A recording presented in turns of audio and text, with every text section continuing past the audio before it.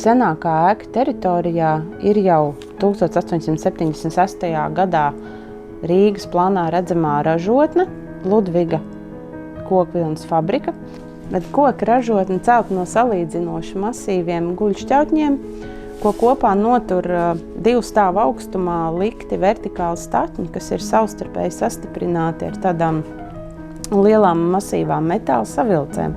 Šādas konstrukcijas ēka ir vienīgā Rīgā, kāda ir saglabājusies līdz mūsdienām. Šeit mēs redzam vēsturiskāko šī kvartāla ēku, Ludviga namu.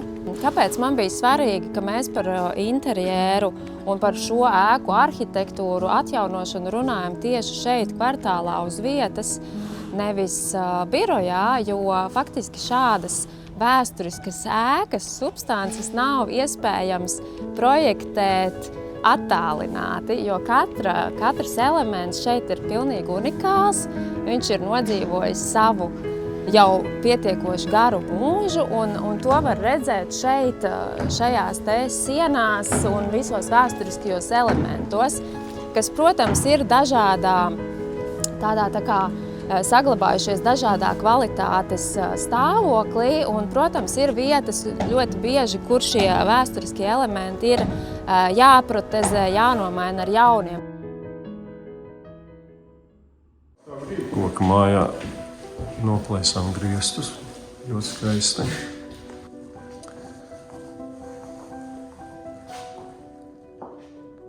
Tāds smuks kabinets arī tiks nojauks. Rīt jau viņa nebūs vairs. Te mums arī stūros ir smukie koki stabi. Pagaidām viņi ir atmesti, bet mēs notīrīsim. Un sanāk, ka ēkai pa vidu būs šāda te arī smukuļi. Sanāk, ka visu šo rindu nogāzīsim. Tas koridors pilnīgi tīrs būs. Izskatās, ka ir stabi un ārsienas, un pa vidu sienu nav. Un jautājums, vai šos te paneļus mēģināt saglabāt, kaut kur izmantosim vai ne. Tas Krievu laikos iekšā ir OSB un no ārpuses ir tikai finieris.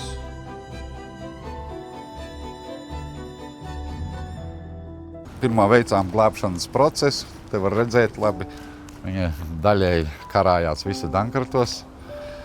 Ar veciem tiem pašiem ķieģeļiem tika piemūrēts. Ar vēsturi viss sākās. Mēs paši drīz būsim vēsturē.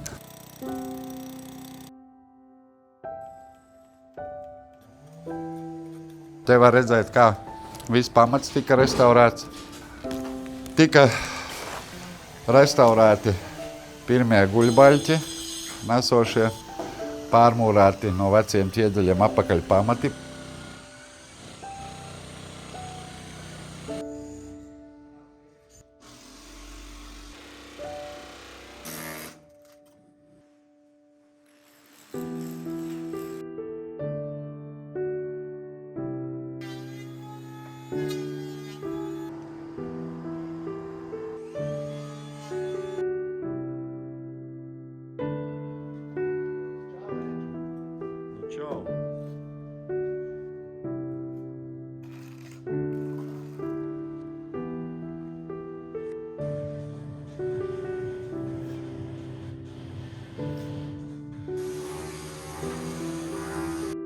Nesošie statīvi, kas ir centrālie, tika ņemti no vecajām sijām. Konstrukcija iezāģa zem 25 grādi.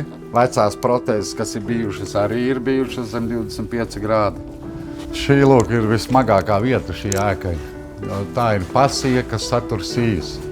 Visgrūtākais darbs bija lūk šī vieta nomaiņā, jo viņai sanāk arī, kad uz viņas stāv otrais stāvs, kolonas virsū. Tā bija vismagākā vieta mūsu darbā. Jo viņš vēl ir ieaudzēts tapās tur. Tas tā tehniski diezgan smagi bija.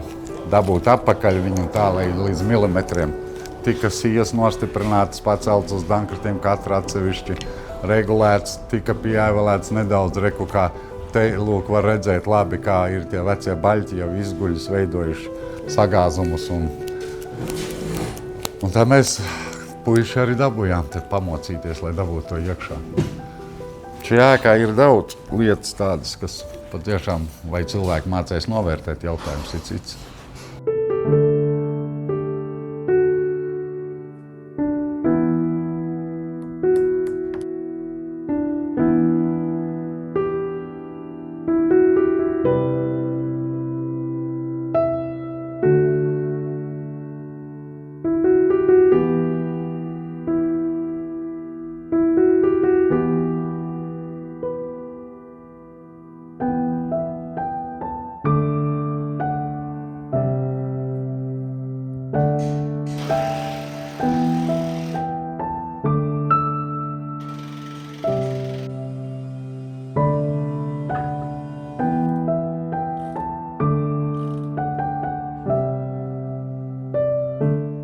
Te ir spāre un paspārs audzētās. Tā konstrukcija ir ļoti interesanta. Man patīk tāda izaicinājuma. Protams, protezēšana ir daudz notikusi. Tā ēka būs dzīvot spējīga vēl 150 gadu. Uz sijas, pasijas vēl. Un lai šito apakšā, piemēram, ko es jums rādīju, lai nomainītu, un tad jāiekarina māja mājā. Pastiprinātāji tika veidoti. Te ir daudz piesaistīta arhitektu. Arhitekti cenšas saglabāt, lai paliek viss vecais, vēsturiskais, ko var saglabāt, lai tiktu viņa mūžs pagarināts. Un, protams, centāmies saglabāt visu veco krēslu, vecās savilces. Viņas ideāli te var redzēt, pat kā ir numurētas, kad viņi likuši kopā. Vēsturiskās ēkās kā šī ārkārtīgi būtiski ir nevien arhitektiem ļoti daudz uzturēties uz vietas un, teiksim, pašiem sataustīt un pieredzēt katru no ēkas elementiem un vietiņām un stūrīšiem, bet arī ļoti smalka izstrādāta vēsturiskā arhitektoniskā izpēte, ko mūsu gadījumā veica arhitekte Ilze Mekša. Kas mums ļauj labāk saprast arī katras ēkas, katra elementa tādu vēsturisko vērtību un nozīmi. Piemēram, šīs ēkas konstrukcija, ko mēs redzam, kas ir šie te iekšējie stabi, kur ir ļoti labi arī saglabājušies un trūkstošie elementi tiek nomainīti. Piemēram, kolonas bāzīte ir jauna, bet precīzi kopējot vēsturisko formu no vēsturiska koku materiāla. Savukārt augšdaļā mēs redzam mazliet cietušu industriālā darba laikā tātad kolonas augšdaļu, tātad kapiteli, bet tajā pašā laikā priekš tādas noliktavas ēciņas, kas ir šī, manuprāt, ļoti greznas un tāds skaists arhitektonisks tēls veidojās. Un to mēs kā arhitekti, protams, un interjera dizaineri savā projektā vēlamies saglabāt. Tāpēc visur, kur būs iespējams, kolonas paliks tieši šādā veidā. Šeit nākotnē plānots restorāns, un restorāna apmeklētājiem būs iespēja kolonu tieši novērtēt ar visiem polihromajiem krāsas slāņiem, kādi laika gaitā uz šīm kolonām ir parādījušies. Un mūsuprāt, tas piešķirs ne tikai estētisku vērtību, bet arī varbūt apmeklētājus vēlmi izzināt vairāk par šī kvartālu, šo ēku, šo arhitektu, teiksim, veikumu un vēsturi. Koku ražošanas ēkai, veicot ar mikroskopu tās polihromo izpēti, tika konstatēta apmēram 5 krāsojuma slāņi, un viens no tiem būs redzams arī ēkā pēc restaurācijas. Mūsu uzdevums ir atjaunot daudz vecās lietas, bet tajā pašā laikā izveidot modernu un mūsdienu prasībām atbilstošu kvartālu. Esam pirmās kārtas vecākajā ēkā Ludviga namā. Gribēju akcentēt par ārsienām. Ārsienas ir no guļbaļķiem, apšūtas ar dēļiem. Un, ko mums liels izaicinājums bija, mēs sākumā bija plānots likt siltumizolāciju vati, bet aizgājām uz beramo vati. Un pēc prasībām no arhitektiem mums bija līdz 50 kg uz kubikmetru, normatīvi 35, bet pušot vati sienās mums sanāca mazliet pārspīlējām un aizgāja līdz 72 kg uz kubikmetru. ar to es gribēju teikt, ka vienkārši ēka būs daudz siltāka nekā mums sākotnēji bija paredzēts. Plus uz vatas karkas stiprīdē mums uzlikts ir OSB plāksnes, uz kā virsū nāk kokšķiedras plāksnes. Visām interjera sienām, kurām projektā esam paredzējuši kaļķa apmetumu, tas tiks veidots sienas apdari veidojot no kokšķiedras plāksnēm, pie kurām stiprināts trīsdimensionāls tērauda siets, lai kaļķa apmetums labāk un ilgāk turētos pie sienas klāt. Tātad sienas klās dabīgs kaļķa apmetums, krāsots ar dabīgām kaļķa krāsām, un tas ir principā tāds pieejams, kuru mēs izmantosim visā kvartālā, gan šai koka ēkai, gan arī pārējām mūra ēkām, kurām veidosim kaļķa apmetuma apdari. Starpsienas ir likts nav parastā vata, ir akustiskā vata. Akāli nošots ir ar OSB plāksnēm, abās pusēs kokšķiedra. Kokšķiedra arī dod siltumu, plus vēl skaņas izolāciju. Un uzliekām virsū 3D sietu un apmetam ar kaļķu apmetumu.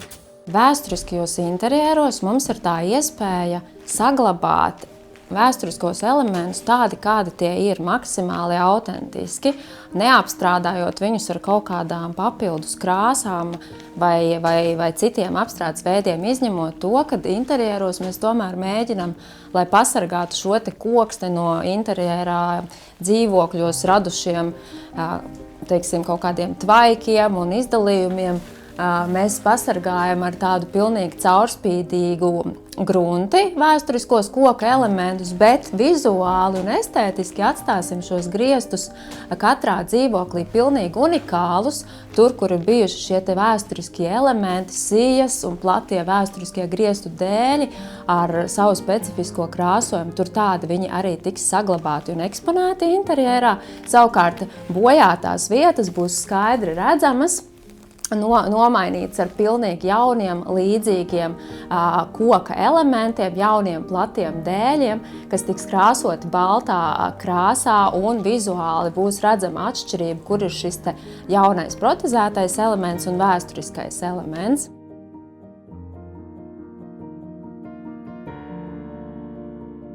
Šī ir arī industriāla ēka, bet ēka koka konstrukcijās, kas ir pilnīgi unikāli Latvijas un Rīgas kontekstā, ka tāda ēka vēl ir saglabājusies. Tāpēc mums bija svarīgi, ka arī pārējie elementi, kas šajā mājā nāk klāt, ir no īsta materiāla, kā šie koka logi, kas ir pilnīgi jauni koka logi, skandināvu tipa, kas nozīmē, ka viņi ir uz āru veramie, kā tas vēsturiski arī šai mājai bijis. Šajā gadījumā tika saglabāts arī loga raksturs, šis te 6 rūšu logs, jo tā ir ļoti liela šīs mājas identitātes daļa. Neliels moments par logiem. Logi Latvijā šādus vispār neražo. Šie ir skandināvu logi, sūtīti Skandināvijā. Gan eksterjera, gan interjera krāsu izvēlē mēs esam meklējuši šos te toņus vēsturiskajā un arhitektoniskajā izpētē, ko Ilze Mekša bija izveikusi rūpīgu darbu ar savām kolēģiem un zem mikroskopa izpētījusi katras ēkas iespējamos paraugus gan fasādēm, gan interjeram, gan logiem. Šai koka mājai mēs kā interesantu atradām šo te ļoti vienu no pirmajiem toņiem, kas ir tāds ļoti, ļoti maigi zilpalēks, un ko mēs arī turpmāk izmantojam gan šīs ēkas fasādes dēļiem, kuri tur jau tiek gatavoti un kaudzēs un krāsoti pēdējo slāni, uzklājot dēļiem ar roku un ar rotas vilcienu, un kas tādā veidā ir arī darīts vēsturiski. Un šo krāsu mēs varēsim turpmāk šai mājai redzēt gan fasādē, gan arī ienesam to kā vienu no interjera koncepta krāsām.